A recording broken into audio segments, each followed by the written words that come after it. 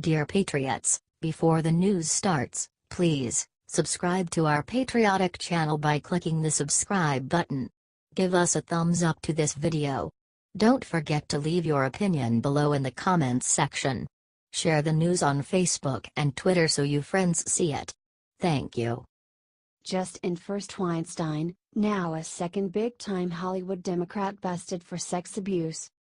Hollywood mega-producer Harvey Weinstein is in Arizona at the moment, hiding from his devastating sexual harassment scandal.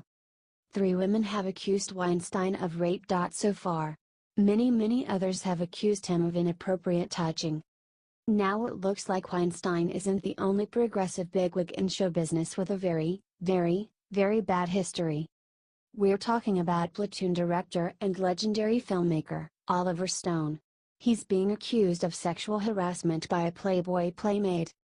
From New York Daily News.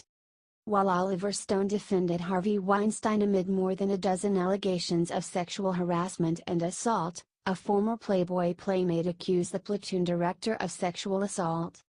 Carrie Stevens, who was best known as Playboy's Playmate of the Month in June 1997 but also had several small movie and TV roles, claimed Thursday that Stone had grabbed her breast at a party. The 48-year-old model told the Daily News that she was at a party at producer Ted Field's home in honor of Stone more than 20 years ago when Stone walked up to her standing by the front door. He was really cocky, had this big grin on his face like he was going to get away with something, Stevens, who was 22 at the time, told the news. More on Stone, who is now defending Weinstein, from BizPac Review. I believe a man shouldn't be condemned by a vigilante system. It's not easy what he's going through, either, Stone said. During that period he was a rival. I never did business with him and didn't really know him. I've heard horror stories on everyone in the business, so I'm not going to comment on gossip. I'll wait and see, which is the right thing to do. He later went on Facebook to walk back his comments, saying that he was traveling and didn't know all of the accusations against Weinstein. I've been traveling for the last couple of days and wasn't aware of all the women who came out to support the original story in the New York Times.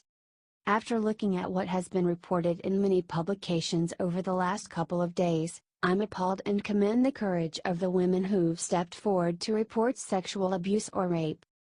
I'll therefore recuse myself from the Guantanamo series as long as the Weinstein Company is involved.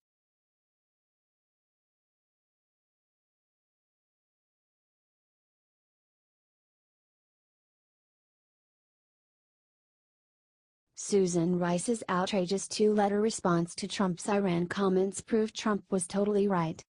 President Trump made some major moves against Iran on Friday, refusing to certify the Islamic Republic's compliance with the 2015 Iran nuclear deal and putting sanctions on the Iranian Revolutionary Guard. These latest developments were praised widely on the right. The American Israel Public Affairs Committee, AIPAC, a major pro-Israel lobbying group, tweeted out their support for the president, saying that his speech accurately outlined the history and continued dangers of Iran's aggression.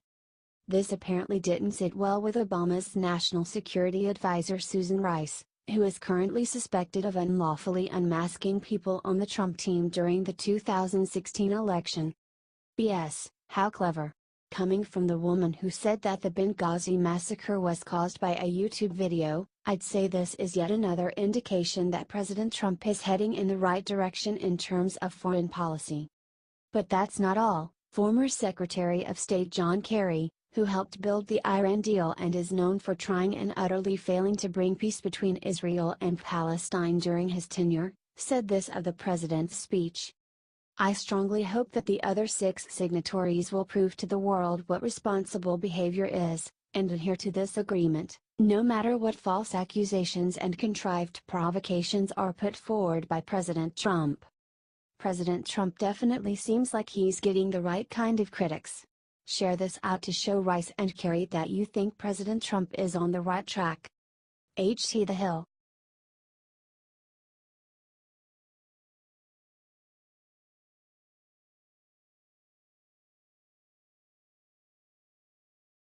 After attacking Trump for months, Jimmy Kimmel just got slapped with worst news ever. Supposed comedian Jimmy Kimmel is not very funny. Recently, he even forgot to tell any jokes about movie mogul Harvey Weinstein. He even defended the fact that he hasn't been covering the scandal at all by saying that he was never the moral conscience of America. Kimmel then continued by saying that Weinstein was not a friend and that he had nothing to do with him, despite the fact that many of Hollywood's biggest stars have ties to Weinstein. And I'll add that story came out like I think moments before we went to tape on Thursday and we didn't have a show on Friday, Kimmel said. They're saying that I'm calling myself the moral conscience of America, which I most certainly never did and most certainly never would, he added. Kimmel then attacked Donald Trump's son, Donald Jr., and said that, "Next time you're defending your father and you think it's a good idea to draw a comparison between him and a freshly accused sexual predator, don't," Kimmel said of Trump Jr. before he made the joke about Weinstein. "It doesn't help." Yeah, right. Silly Kimmel. Kimmel recently took on the gun control crusade after the deadly shooting in Las Vegas, according to Breitbart. Share this if you are tired of entertainers in politics. Jimmy Kimmel ain't funny. Describe him in 2 words below, y'all.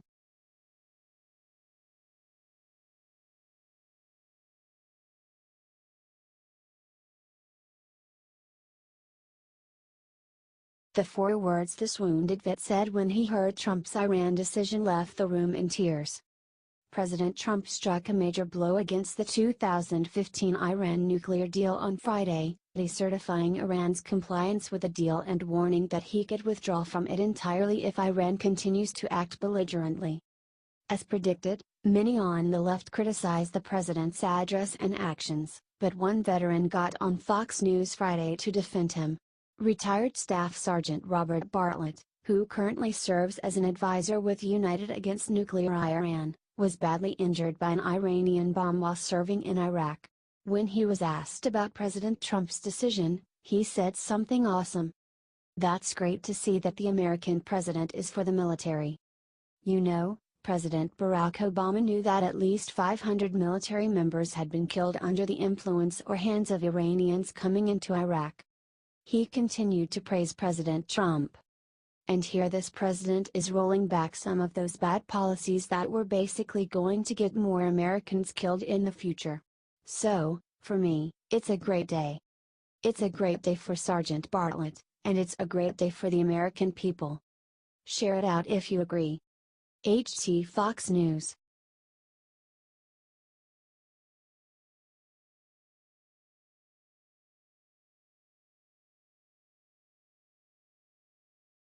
President Trump took to Twitter just now in rant that has Washington on fire.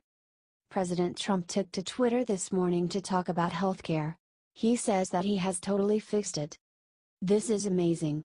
It's gonna lower the costs of healthcare by a mile." CNBC reported that 2 large insurance companies, Centene and Anthem, saw a huge stock nosedive after Trump's announcement. Trump signed a deal that will let small businesses get together to purchase health insurance through health plans. The media is saying that this will destabilize the Obamacare market because cheaper alternatives will become available. There are now 18 states threatening a lawsuit against the president to stop him from stopping the payments. Share this if you stand with our president as he works his butt off to make our health care better. Amen.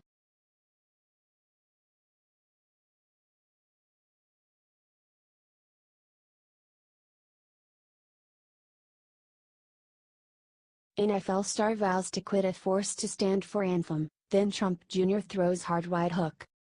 NFL star Rashard Matthews plays for the Tennessee Titans. He sent a very silly tweet the other day.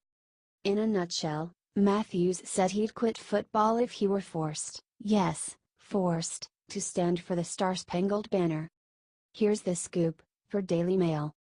According to since deleted tweets, Matthews was asked if he would stand or remain in the locker room if the NFL made rules preventing players from protesting. "No, I will be done playing football," Matthews wrote in a tweet, which was captured by NFL blogger Paul Kuharsky.